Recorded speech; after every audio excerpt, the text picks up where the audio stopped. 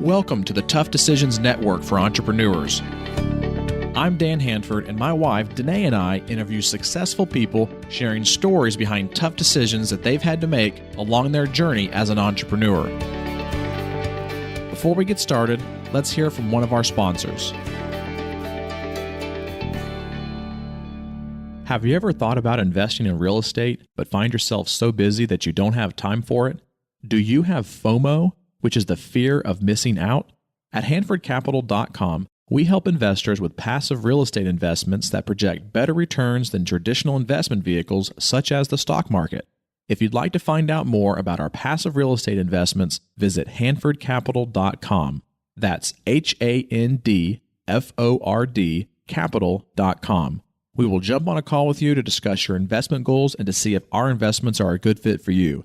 This advertisement is not to be construed as an offer or recommendation to buy or sell a security. Visit HandfordCapital.com. Welcome to the podcast today. We are going to start a series on the hiring process, which we get lots of questions from various people around the world about what is the strategies that you use for hiring good quality people. And so I have Dennae here with us on this Friday episode. Welcome to the podcast as well, Dennae. Thanks. We're looking forward to sharing with you some of the things that we've learned over the last several years about hiring people and finding the right people, because you don't want to just hire somebody. You certainly don't want to be forced to just hire anybody that walks in because you're in a position where you really need someone. You want to find the right people. We don't really know how many episodes we're going to do on this in this series. We just know that there's lots of stuff that we can talk about as far as the hiring process is concerned. And if you guys are listening and you have more questions and you want to shoot them over to us, feel free to do that. You can go to the toughdecisions.net website. There's a contact us page there. Just submit your question or your request, and we'll be glad to answer that for you. We've changed the format a little bit of our Friday episodes. They used to be called our Flashback Fridays. But as of September 2018, this is our first episode where Dennae and I are going to, instead of doing the Flashback Fridays, we are going to do a new type of episode on Fridays, which is basically going to be her and I talking about various things that we're doing in our own businesses right now. So you guys can start to learn some of the strategies and some of the thought processes behind some of the things that we are doing in our own businesses. And we just feel like our old format didn't really have any of just Dennae and I talking about some of the things that we're currently doing, which I think can be very helpful for our listeners. Yeah, so let's jump right in and talk a little bit then about hiring. And specifically today, we wanted to tell you some of the things that we do and some of the methods that we use to try to find qualified candidates. Because, if you just put an ad out somewhere, you might get all kinds of candidates that maybe they want a job, but maybe they're not qualified at all. And that can be really frustrating, and you can waste a lot of time and money doing that. Well, and if you've tried to hire any amount of people, whether it's one person or 5 or 10 people at a time, the frustration of putting an ad out on the various ad websites. Like, one of the ones we use is one called Indeed. We've used ZipRecruiter before and Craigslist and all of those different sites. And one of the biggest frustrations is that you put an ad out for example, in our office, we might, hiring a medical assistant, put an ad out for a medical assistant, and we'll get, probably 200 or 300 people applying off of those ads. Yeah, sometimes you get that many, and it's like, where do you even start? Because, you can review their resume, but you have to click into their resume a lot of times. And so you multiply that few seconds that it takes to open their resume and, times 200 or 300, and you're wasting a lot of time. So we still use services like that because those services can be really helpful. But in addition to, asking them to submit a resume, we started putting some qualifying questions. This was actually your idea. I think when they submit their resume initially, they also have to answer some questions and complete a cover sheet, and we give them specific instructions. So you immediately find out if A, they can follow instructions, but B, also how much they really care about, showing up for your job interview, or how much they really want to work for you. Because if they do, then they're going to carefully read your instructions to them and also make sure that they respond to those questions and write those answers in that cover sheet. And a lot of these people that are submitting their resumes are on unemployment. And so what that means is that in order for them to be able to stay on unemployment, they have to continually show that they're actively trying to find a job. Now, there's no qualifications of which jobs they're applying for. They just have to show proof that they've applied for jobs. And one of those proofs is that they've submitted their resume. And so that's why you get so many people. Even if you do what we're doing and add those qualifying questions, you'll still get, a couple hundred different responses of applicants that quote unquote want to be hired by you. And so you have to make sure that you put some things in place that we've started to do, which is, like you said, those qualifying questions. And they're not really qualifying questions per se. They're really just questions to see, is this person reading the advertisement for this job, and do they really want this job because they've actually taken the time to follow the instructions within the actual advertisement. And it also allows you off the cuff to be able to see how they write.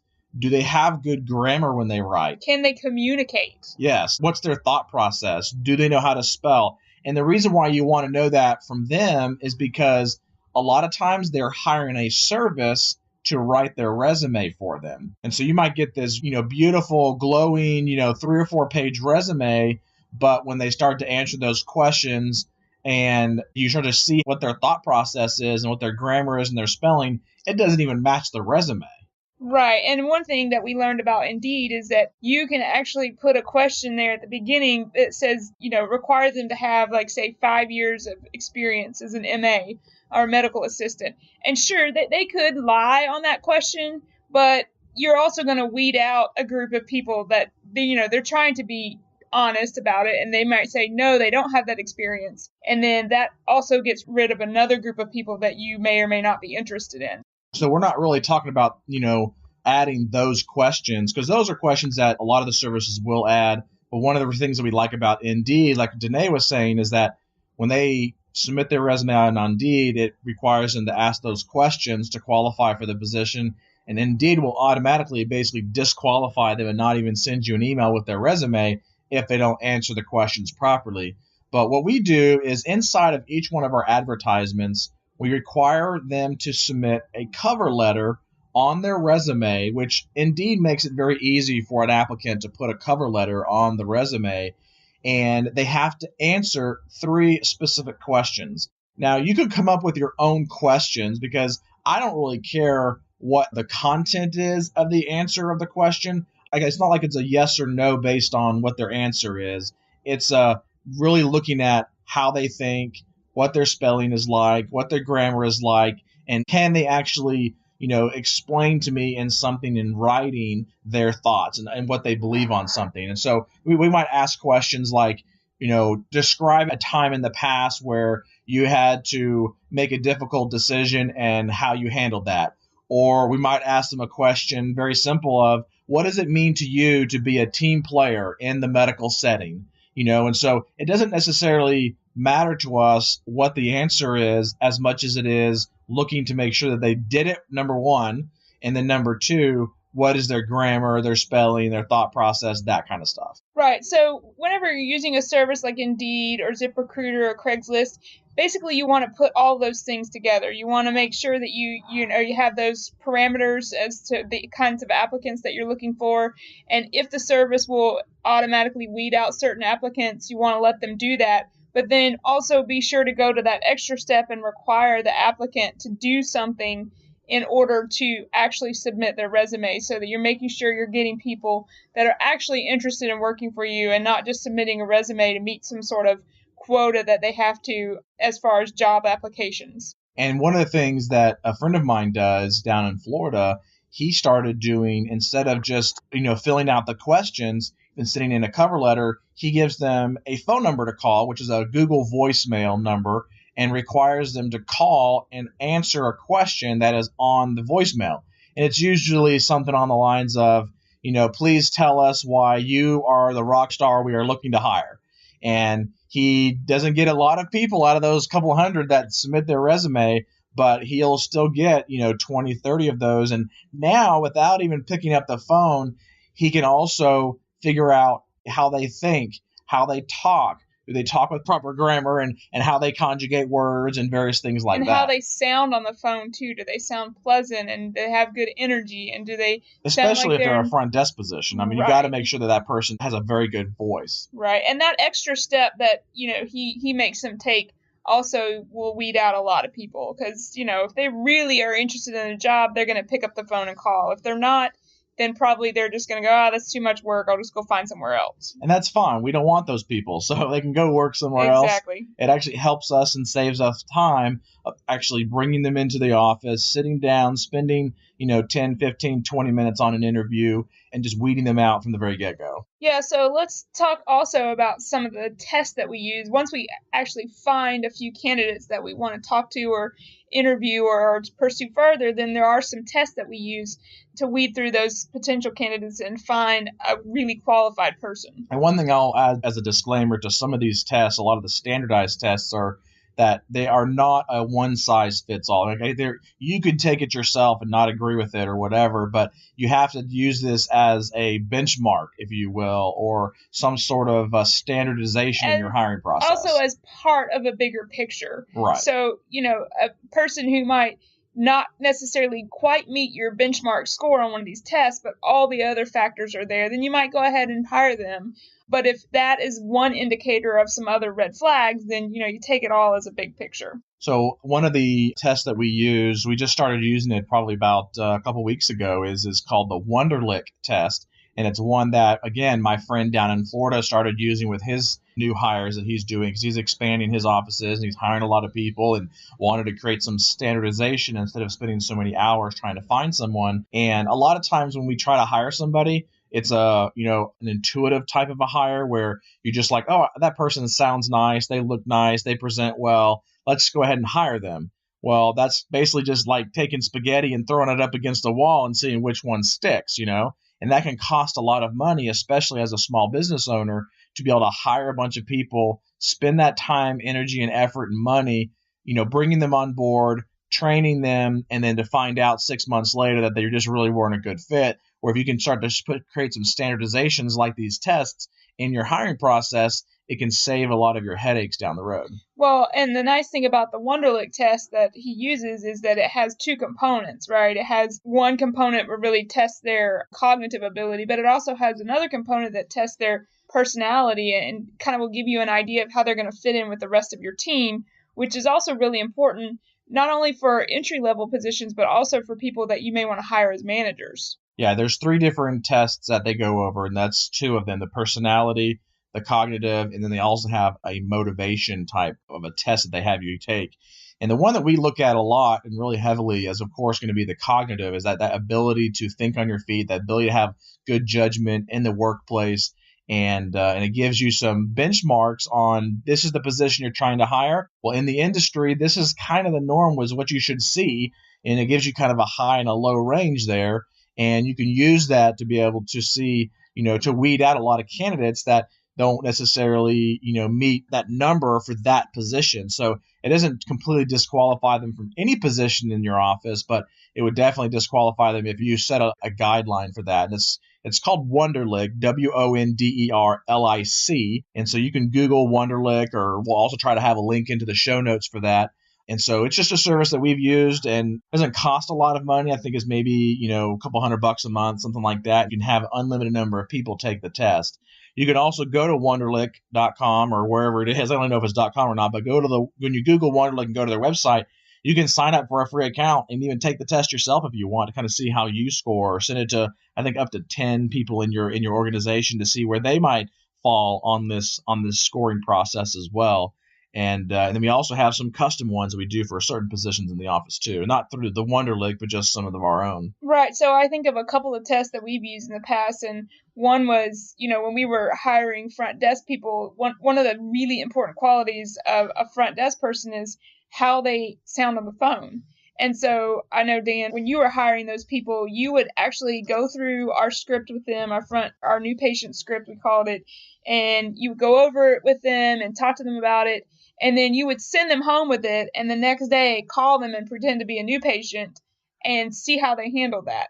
And 24 hours is not all that long, and they hadn't had a lot of practice with it, but in that amount of time, you can see who's actually reviewed it and who's actually spent a little bit of time who actually cares about it, and who has that natural ability also to just talk on the phone and make the person feel comfortable and get the information that's needed, which is all really important. And, I remember a lot of times we would talk to people and we go, no, that's not going to work, at least not for that position. Right. And then you'd also find someone else who sounds really great. And, you had found a potential person for that. So that's one example of a test. Another example, we have a manager right now in our organization that she comes up with just really simple tasks, but it allows her to see how, again, if the people that she's looking at hiring can just perform simple organizational tasks. Like I know one of them that she told me about was where she'd just give a bunch of words and just see how long it takes them to alphabetize the list. And that seems like something really simple, but with that task, you can see how quick they can think, how fast they can weed through information, and see if they have those basic abilities that you're looking for. Yes, that's the finding qualified candidates. So first thing we do is using services like Indeed, getting those 100, 200 people coming through. We kind of whittled that down by having people follow the process of answering questions and sending it in a cover sheet. And then if they get to that next stage, filling out that information, and we'll review their resume. If we really feel like we want to bring them on to the next level, that's when we start that process of giving them some of those custom questionnaires.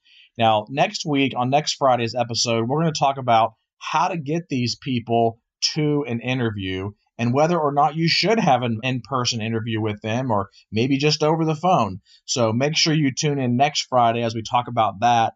And then on future episodes, we'll talk about some additional things like, what are some things you should be looking for in a resume when you're trying to hire somebody. So make sure you stay tuned for that. Subscribe to our podcast if you would, and help us spread the word and tell your friends and your coworkers about this and, other people that that are business owners and entrepreneurs. We're really trying to get the word out. We really have seen the growth of the podcast over the last couple of months. We started it back in June of this year, and it is really starting to pick up and take off. And we really appreciate you as our listeners for being here. And right now we're broadcasting this or recording this from Boston, Massachusetts. We're up in Boston for an event this weekend and just wanted to record this before we step down there to continue that event. But thank you so much for being here with us today. Look forward to having you join us on next Friday as we dive a little bit deeper into this, how to hire qualified and quality candidates for your business. Thank you for listening to the Tough Decisions Network. Be sure to visit toughdecisions.net to gain access to show notes for this episode and to join our free weekly entrepreneur email where we will send you news about the latest technology for your business, inspiring quotes, and the latest books for entrepreneurs. That's toughdecisions.net.